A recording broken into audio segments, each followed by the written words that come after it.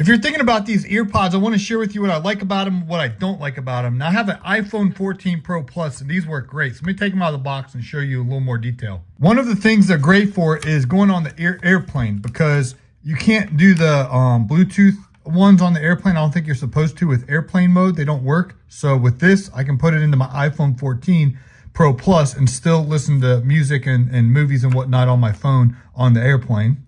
Another feature I like about them is the microphone here, and it's surprisingly good. Whether you're creating content for social media, you're talking on the phone, this microphone is very good. The only thing I don't like about them is they're not wireless, so you do have this, you know, clunky little wiring. However, again, it works for taking it on the airplane, and for what I use it for, I actually am a content creator, so I'm filming some content today on my green screen, and I need to do some voiceovers, and this microphone will more than get the job done. So overall, very, very reasonable price, and definitely works for me. I recommend the EarPods by Apple. And again, I'm using an iPhone 14 Pro Plus. So this little lightning cable, I'm filming with my phone, so I can't show you, but it goes right into my iPhone 14 Pro Plus.